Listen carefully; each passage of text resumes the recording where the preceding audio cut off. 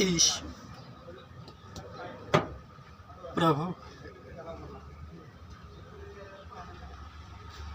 ईश परमेश्वर का पुत्र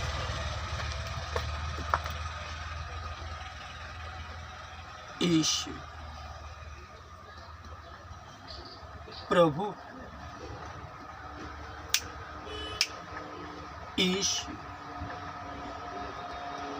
परमेश्वर का पुत्र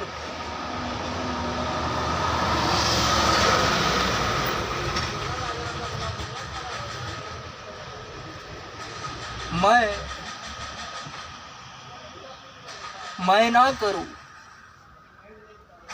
इसलिए मकबूल है। 2017 से पहले मैं मसीह के विषय कुछ नहीं जानता था।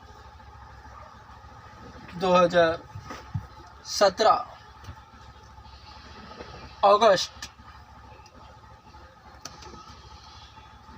अगस्त, सितंबर, अक्टूबर, नवंबर, दिसंबर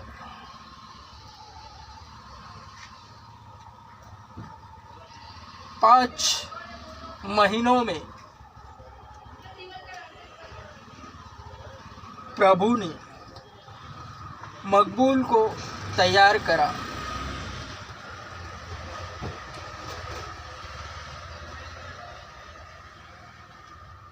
उन 5 महीनों में प्रभु की ओर मकबूल का झुकाव एवं लगाव अत्यधिक था। वरन उसी दौरान मूर्ति पूजा भी चालू थी, नशे भी हल्के हल्के चालू थे। उन्हीं 5 महीनों के दौरान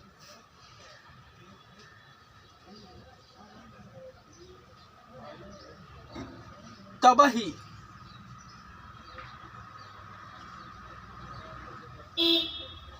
मकबूल के जीवन काल में सर्वप्रथम उपवास शुरू करा। वरण मूर्ति पूजा को लेकर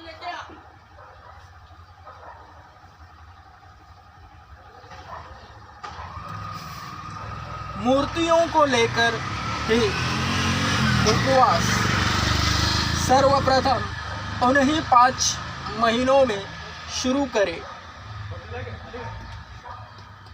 तब ही वचन मिला, मेरे अलावा तुझे और कोई ईश्वर नहीं होना चाहिए। वचन मिलते ही मूर्ति पूजा बंद करी। वरण वचन मिलते ही भक्तगणों में उसके प्रति घृणा उत्पन्न होती है, वरना एक तरफा काम होता है। यह करता धरता सर्वे सर्वा मसीहत का प्रभु यीशु मसीह, उससे किया हुआ प्रेम और उस पर रखा हुआ विश्वास इस पर निर्भर करता है। मेरे अलावा तुझे और कोई ईश्वर नहीं होना चाहिए। मिलते ही मूर्तियों के प्रति घृणा उत्पन्न हुई। मूर्ति पूजा उसी वक्त बंद करी।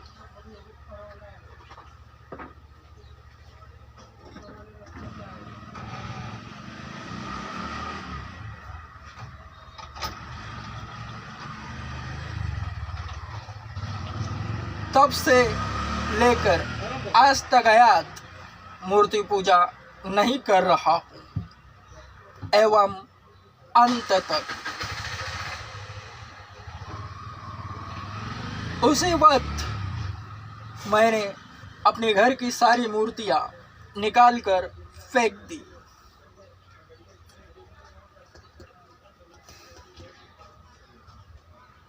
उसी दौरान नशे, शराब भी बंद करी।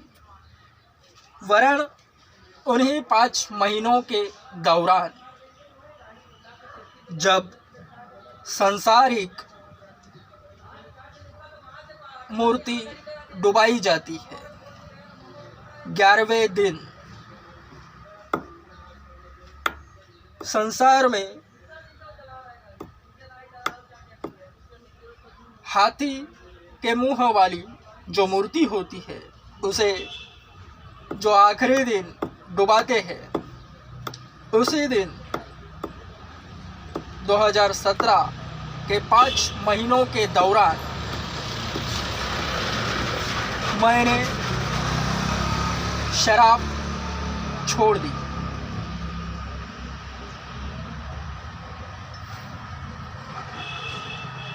उसी के 10-15 दिन बाद तंबाकू भी छोड़ दी, क्योंकि उनके प्रति घृणा उत्पन्न हुई। वचन मिलता है और जिसके प्रति मिलता है उस विषय घृणा उत्पन्न अनिवार्य है, क्यों ही डबल गेम बचता है। उसी वक्त उन्हीं 5 महीनों के दौरान मैंने सर्वप्रथम उपवास शुरू करा।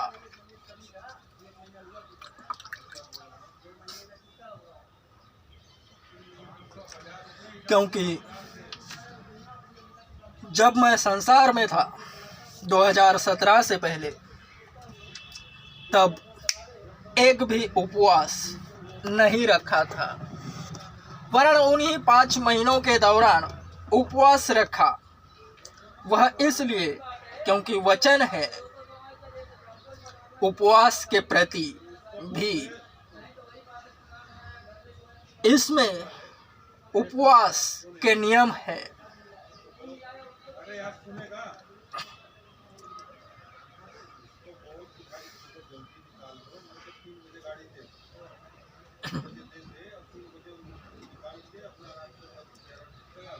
संसार में लोग व्यायाम करते हैं, जिम लगाते हैं, रोज चलते फिरते हैं, वजन घटाते हैं। शरीर को बचाने के लिए उठपटांग हरकतें करते हैं।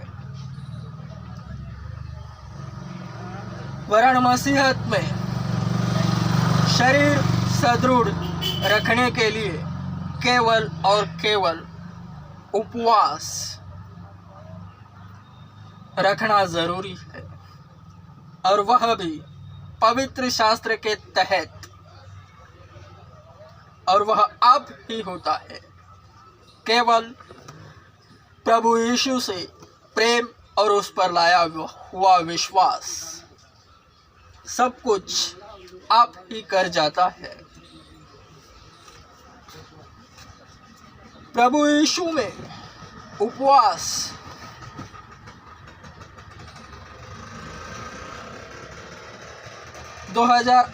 में फरवरी या मार्च में शुरुआती दिन में रखा। एक दिन बाद दूसरे दिन उस विषय मन ही मन चर्चा करने लगा, तो पता चला 40 दिन के उपवास के बारे में। वरन कब रखते हैं यह नहीं पता था, अब तक नहीं पता। तुरंत उसके दूसरे दिन 40 दिन का उपवास शुरू करा। यानी पहले दिन प्रभु यीशु के लिए उपवास रखा, वह अच्छा लगा। दूसरे दिन उसके विषय चर्चा करी, 40 दिन के उपवास सामने आए। परसों 40 दिन का उपवास शुरू करा। सबूत है, गिन गिन कर, समय को लिख लिख कर 40 दिन के उपवास को शुरुआत में पूरा करा 2018 में। फिर 2019 में अपने ही मन से 40 दिन के उपवास रखे। 2020 में फेसबुक पर आया, इसलिए भूल गया। 21 भी चला गया, 22 भी चालू है। 20-21 में नहीं रखा, वरन 2022 में जनवरी की पहली तारीख से ही 40 दिन के उपवास कब रखते हैं यह न पता होने के कारण आत्मिक गुस्से के दौरान 2022 इसी साल जनवरी पहली तारीख से उपवास शुरू करा। करते करते जनवरी निकल गया, फरवरी निकल गया, मार्च भी निकल गया। जनवरी, फरवरी, मार्च 90 दिन हुए। फिर सोचा 100 दिन कंप्लीट पूर्ण करूं। 100 दिन पूरे हुए। फिर आत्मा में चर्चा हुई। 2020 के 40 दिन साइड में करें तो बचे 60। 2021 के 40 दिन साइड में करें तो बचे 20 दिन। तो सोचा 2022 भी पूरा करूं, वरन उसके लिए और 20 दिन की आवश्यकता है।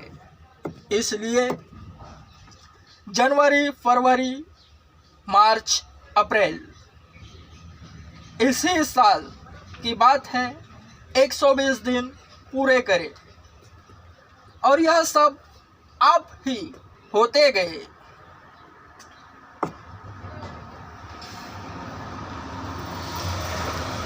यह इसलिए है क्योंकि सुनने वाले विश्वास को बढ़ाए, क्योंकि सुनने से विश्वास पैदा होता है।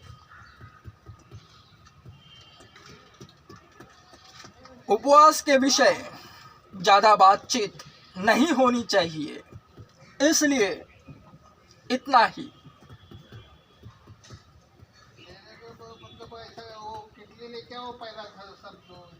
डबल गेम, जब वचन मिलता है। मूर्ति पूजा के विषय, तो मूर्तियों के प्रति घृणा उत्पन्न होना जरूरी है।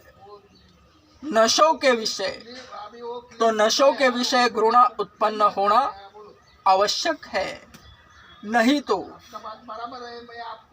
अंदर आने के बाद 1-2 साल में ठंडा होने पर फिर से मूर्ति पूजा करने लगोगे। एक तरफा नहीं होना चाहिए। व्यभिचार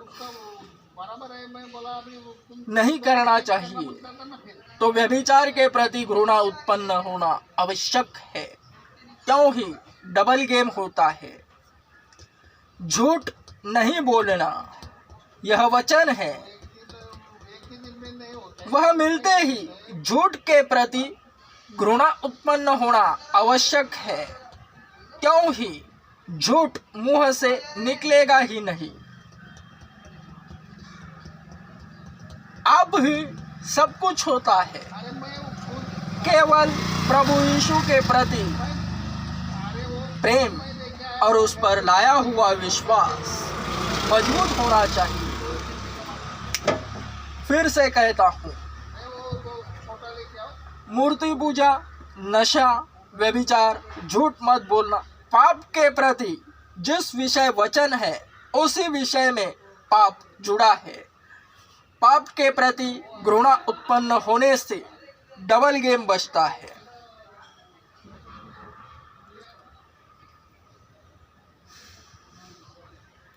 वरना आधे अधूरे में फिर से मूर्ति पूजा शुरू होती है, सांसारिक क्लेश के कारण।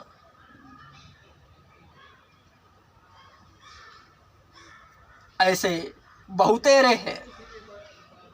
इसलिए एंड तक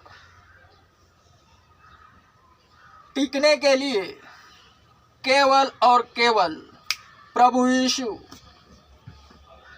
के प्रति प्रेम कैसा है और उस पर लाया हुआ विश्वास कैसा है, इसी से वचन डबल गेम बजाता है।